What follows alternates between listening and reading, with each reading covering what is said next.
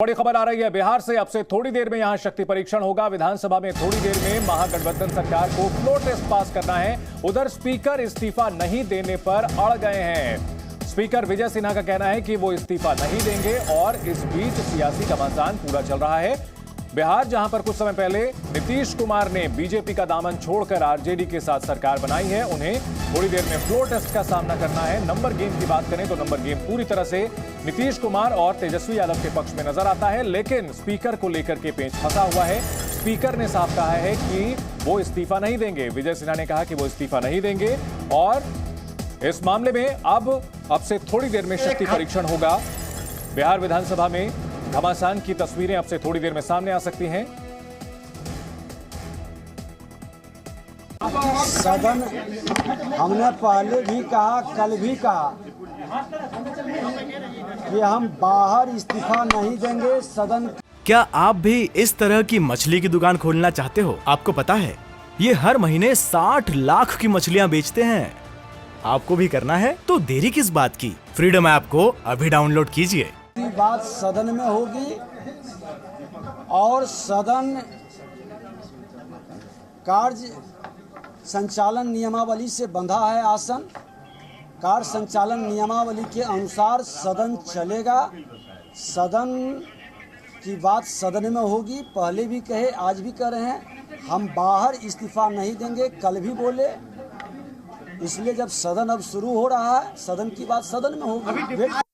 कई कार्यक्रम आयोजित किए। मैंने हमेशा यह प्रयास किया कि सत्ता पक्ष और विपक्ष को साथ लेकर चलूं। पूरी निष्पक्षता से मैंने सदन के अपने दायित्व का निर्वहन करने का प्रयास किया। हमेशा मैंने विधानसभा के आप सभी सदस्यों की मान मर्यादा एवं सदन की गरिमा को बढ़ाने का प्रयत्न किया। एक नई राजनीतिक घटनाक्रम के तहत राजनीतिक दलों का नया गठबंधन हुआ। नई सरकार का गठन हुआ। बिना किसी विवाद के नई सरकार ने शपथ ग्रहण भी किया और अपना कार्य करने लगी। परंतु इसी बीच सदन के कतिपय माननीय सदस्यों के कारण कुछ सदस्यों ने अध्यक्ष पद से हटाए जाने का संकल्प प्रस्तुत किया। माननीय सदस्य, लोकतंत्र में परिस्थितियां और समय दोनों परिवर्तनशील है। डॉक्टर राधाकृष्णन ने अपने एक लेख में लोकतंत्र के बारे में लिखा है, जो बिहार के प्रथम मुख्यमंत्री श्री बाबू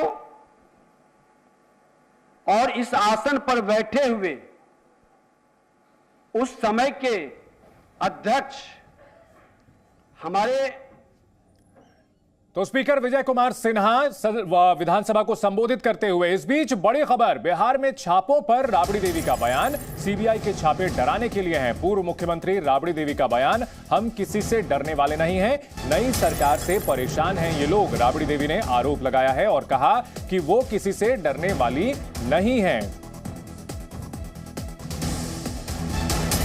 डर गए हैं लोग। नया सरकार बना है नीतीश कुमार के नेतृत्व में और सारा पार्टी हमारा साथ है। बीजेपी के छोड़ के जो भी पार्टी हम लोग के साथ है। बहुमत हम लोग के पास है। दोनों सदन में बहुमत हम लोग के पास। लेकिन सीबीआई छापा आज के सीबीआई डराने के लिए तो डरने वाला नहीं है। हम लोग डरने वाला में से नहीं है।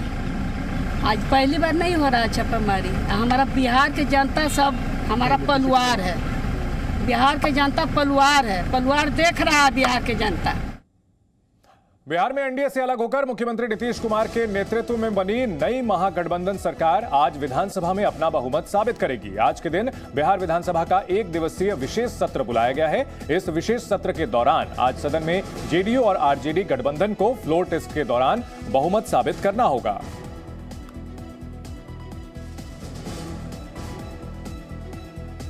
छह तस्वीरें हम आपको दिखा रहे हैं बिहार में जो सियासी घटनाक्रम चल रहा है उससे जुड़ा हुआ क्या कुछ आज घटनाक्रम हुआ है? सुनील सिंह समर्थकों का प्रदर्शन, इनके घर छापे पड़े हैं। सीपीआई ने विधानसभा के बाहर प्रदर्शन किया है। अशफाक करीम आरजेडी के नेता, उनके घर सीबीआई की छापेमारी हुई है। पटना विधानसभा में बीजेपी भी बाहर विरोध प्रदर्शन कर रही है। वहीं एमएलसी सुनील सिंह के घर भी छापेमारी हो रही है। फैयाज अहमद मधुबनी में सीबीआई का एक्शन, तो कार्रवाई हो रही है आरजेडी के नेताओं के खिलाफ। और इस मामले में आरजेडी नेताओं की तरफ से साफ बयान आया है कि वो डरने वाले नहीं हैं, बीजेपी छापे पड़वा रही है। भारतीय जनता पार्टी किसी को लगाती नहीं है, किसी को फंसाती नहीं है। आज से 1.5 साल पहले नीतीश कुमार जी ने खुद ही कंप्लेन किया था, जब बिस्कोमान में करोड़ों रुपए जा रहे थे और पकड़े जा रहे थे। हो सकता है माननीय नीतीश जी ने जो उस समय संज्ञान में लिया था बिहार सरकार ने, क्योंकि स्कॉर्पियो की गाड़ी पकड़ाई थी, पैसे के साथ विधानसभा से जाते हुए गाड़ी पकड़ाई थी, टिकट के बदले पैसे दिए जा रहे थे। लोगों ने अविश्वास प्रस्ताव सचिवीय कार्यालय में जाकर दिया। इस परिस्थिति में उनके अविश्वास के आरोप का सही जवाब देना हमारी नैतिक जिम्मेवारी बन गई, क्योंकि यदि हम इस्तीफा दे देते तो उनके आरोप का जवाब उन्हें नहीं मिल पाता। माननीय सदस्यगण, आप सभी बिहार में लोकतंत्र के इस सबसे बड़े मंदिर के पुजारी हैं। मैं आप सभी को यह बताना चाहूंगा कि आपने जो अविश्वास प्रस्ताव लाया है वह अस्पष्ट है। 9 माननीय सदस्यों का पत्र मिला, जिसमें से 8 लोगों का प्रस्ताव नियमानुकूल प्रतीत नहीं होता है।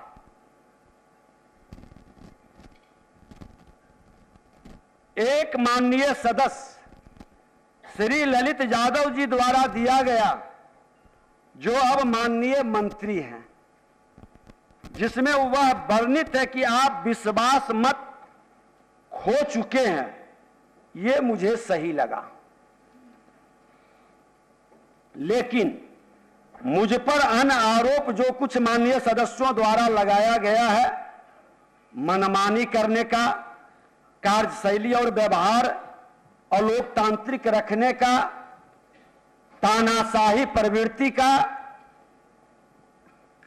माननीय सदस्य खासकर श्री चंद्रशेखर जी, जो अब माननीय शिक्षा मंत्री हैं, उन्होंने कहा कि मुझसे गौरवशाली परंपरा शर्मसार हुआ।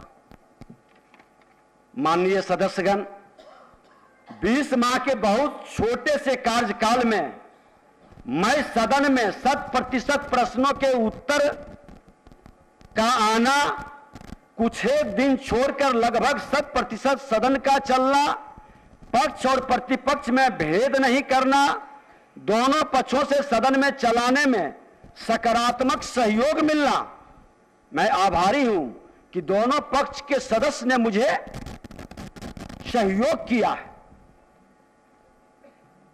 माननीय सदस्यों के पूरक प्रश्नों का अवसर ज्यादा से ज्यादा देना, माननीय हमारे संसदीय कार्य मंत्री जी शिक्षा मंत्री भी थे, इनके एक प्रश्न पर 16 पूरक हुआ था।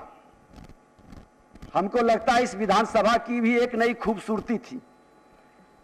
शून्यकाल की संख्या बढ़ाकर लेना, सदन को डिजिटल प्लेटफॉर्म से जोड़ना, सदन की कार्यवाही को यूट्यूब लाइव करना, इसे सुदूर गांव तक पहुंचाना, माननीय सदस्यों उनके पीए को डिजिटल वातावरण से जोड़कर उसका लाभ पहुंचाने का कार्य करना, माननीय सदस्यों के मान सम्मान के लिए अभ्यावेदन प्रोटोकॉल समिति का गठन करना, विभागों के द्वारा गलत उत्तर आने पर संबंधित विभागों से स्पष्टीकरण लेना।